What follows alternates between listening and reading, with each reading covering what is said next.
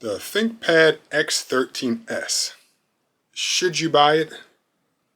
No. And before I go any further, I have to be honest, I've recorded this video 2, maybe even 3, actually I think 4 times, and there's just so much information to try to discuss about it, mostly negative things, that it's hard to compress it into, let's say, 12 minutes or less.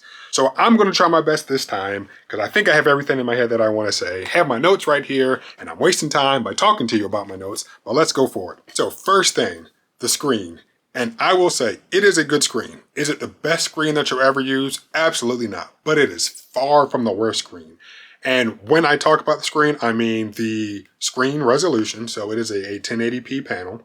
The color accuracy is good. Looking at the specs right here, I can see that it covers 72% NTSC, which when I Googled that number, it said it was roughly 99% sRGB, which they do make another model that has 100% sRGB. So the next, or the more expensive screen option is just even better. So definitely a good screen. I do like that it's has a 16:10 aspect ratio, or 1920 by 1200 in terms of width and height. And my particular model is also a touchscreen.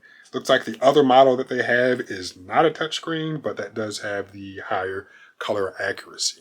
So if you're looking for a machine with a good screen, this could be an option for you. The next thing is battery life. No reason to expound too much upon it. It's running on the ARM architecture, so you're going to get extremely good battery life. I haven't done any scientific test or long battery drain, but for the month or so that I've had it, I can definitely attest to the fact that the battery life is pretty good. Is this a portable laptop? Absolutely. With a 13-inch screen, how could it not be portable by today's standards? I know if we were talking about older 13-inch laptops, they'd be pretty chunky. But yeah, this is a pretty portable device. I will say, though, that when looking at 14-inch laptops, so this is a 14-inch ThinkPad, it's also pretty portable. I know that when you look at certain commercials or advertisements, you'll see people kind of walking around with their hand on the bottom, or maybe holding it from a corner. Yeah, I gotta say, it's pretty light, pretty comfortable, pretty easy to do. How often am I walking around with a laptop like this? Literally never, with the exception of going from maybe my desk to the couch. That's really about it. Or going from my room to the bathroom. If I'm watching a video or something, taking this into the bathroom while I'm watching a YouTube video or something, yeah. Instead of watching stuff on my phone, yeah, I might walk around the house with it like that, but for the most part, I don't. But I must say that even with this 14-inch screen, I can still do this relatively easy. So I understand that machine is a little bit lighter. It is a little bit more compact. And by, I guess, the literal definition, it is a little more portable. But with this 14-inch laptop, I can still do just about everything that I need it to do, or could imagine doing, with that smaller 13-inch laptop.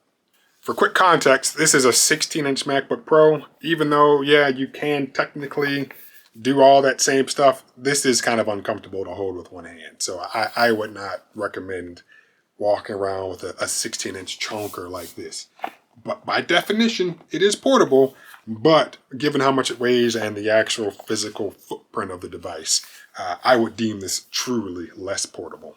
And lastly, here's a 13-inch MacBook Air. I guess we have to specify now when we say MacBook Air, is it the 13-inch or is it the 15-inch? So this is the 13-inch MacBook Air. Also extremely portable, but as with the X13s, it's another 13-inch device. So stacking them on top of each other, we see that very, very similar in size. And looking from above, very, very similar. In fact, I'm not lined up perfectly, but very, very similar in size. So it's portable, but there are other either similar size laptops or slightly larger laptops that are also just as portable. One other thing that others have talked about in terms of praising the X13s is the fact that it has cellular connectivity built into it. Because it's utilizing a Snapdragon, or let's say a Qualcomm Snapdragon chipset, 5G is just built in. And if you were somebody who always needs to stay connected to the internet for personal reasons or for work, then the X13s is definitely something that you could consider. But I will say that many laptops give you the option to add a wireless WAN card if that's something that you so choose to do. Case in point, this P14s, the one that I was holding earlier, this 14-inch laptop, has a WAN card installed. If I needed to stay connected, I could use something like this. Even though other laptops don't have WAN cards either built in already or give you the option to install them later on, most people just use a hotspot when it comes with their phone. Whether you tether it or use Bluetooth to connect, you always, for the most part, have the option to stay connected already. So do you need a laptop that's always connected, which is another bill, another line of service? Is that something that you truly need? Maybe, but as far as I'm concerned, it's not a reason in particular to truly consider this device. Two things that hopefully I can condense into 2 quick points are not the SSD capacity, but the physical SSD, the size of it is not common. Most laptops that we use have SSDs, if we're talking about either NVMe or even SATA SSDs, the dimensions are 22 millimeters, or I should say 22 millimeters by 80 millimeters. There's another size that I believe is 22 millimeters by 30. And this one, for some reason, don't know why Lenovo decided to do it this way, but the dimensions are 22 millimeters by 42 millimeters. Can you go to Best Buy and buy one? Not that I've seen. And that just adds an unnecessary hurdle to people looking to purchase this machine. You might get all the storage that you need when you buy it, but for people like myself who bought one that has 256 gigs of storage, that wasn't enough.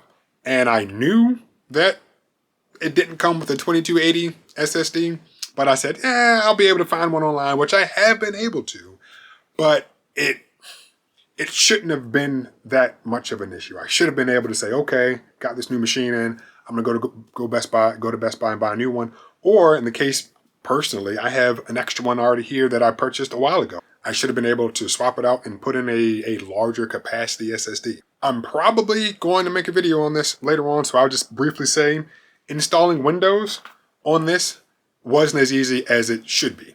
Was it the most difficult thing I've ever done? Absolutely not. But compared to other Windows laptops, it was definitely more complicated than it should have been. After having done it already, it's pretty straightforward. And you know, in the other video, if I explain it, you'll be like, oh yeah, that makes sense. It does make sense, but it's different than what I've become accustomed to.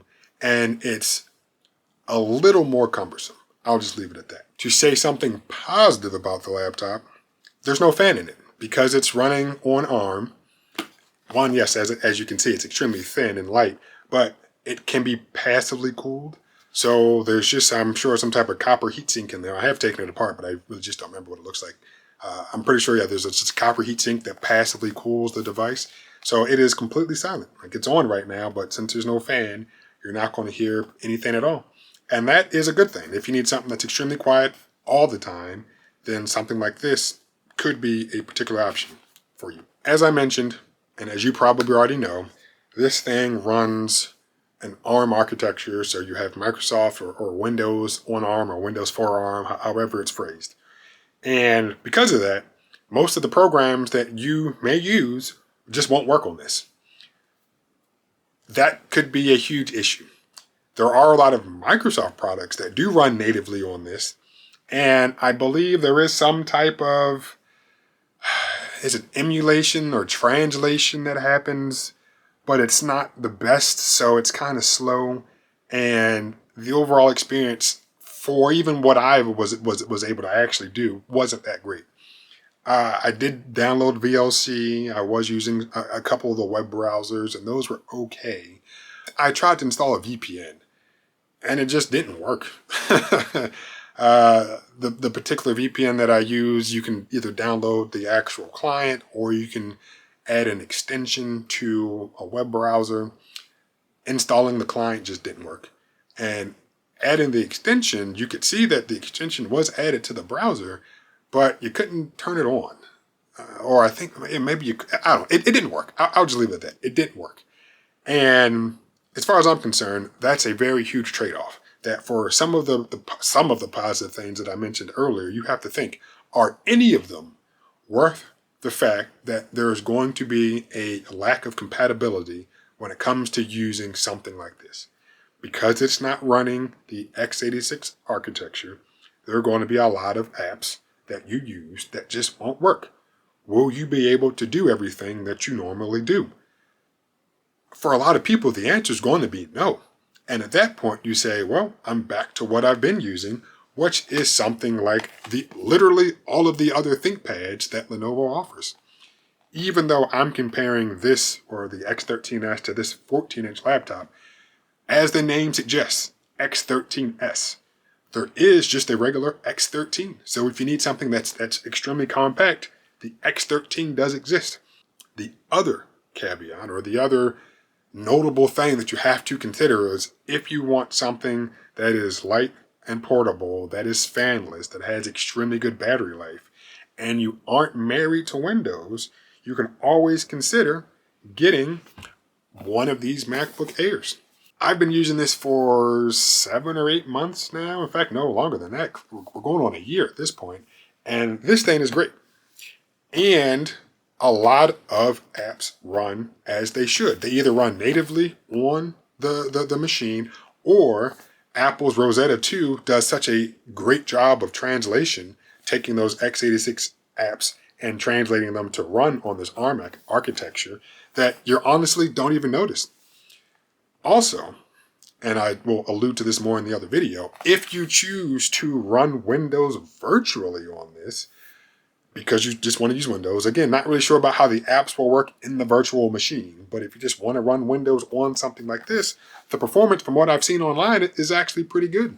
So you have macOS, which runs natively, which has Rosetta, which translates x86 apps to run as they can or should on this machine, working relatively good. You have apps that do run natively on Apple Silicon, and then you still have the option to run Windows virtually on something like this. And as I talked about pricing earlier, I believe, that might have been one of the other videos, pricing when you compare these two devices is pretty similar. So in my opinion, buying any Windows on ARM device right now, unless you're a developer, just flat out isn't worth it. There are too many compromises for what minuscule benefits you actually receive. If I could recap relatively quickly, portability. Yes, it's a very thin and light laptop, but so is the MacBook Air. So is the 13-inch MacBook Air. The X13, so the regular X13, isn't much bigger. Heck, even this 14-inch laptop isn't that much bigger. Do you need cellular data? If you do, you don't have to buy a machine where cellular data is natively built into the architecture. You can install a wireless WAN card, or you can use your phone's mobile hotspot. And as far as I'm concerned, those are really the only two benefits that I would have even considered. The issue here really is, it's Microsoft's fault. They, in my opinion, are not switching to ARM or utilizing ARM to its, I guess, full potential. They're not taking it as serious as they should. And as a result of that, you don't have developers willing to develop apps that run natively on the machine. There are some, but the way that things are working for Apple right now, you have developers who are developing natively for Apple Silicon, but Apple went ahead and created a program, or Rosetta 2, that made it so that for those who didn't choose to develop natively for Apple Silicon, their apps still work relatively well. The whole point of me even bringing stuff up like this is to show that Apple's taking it serious. They said, hey, this is the direction we're going. You either get on board or you're going to get left behind.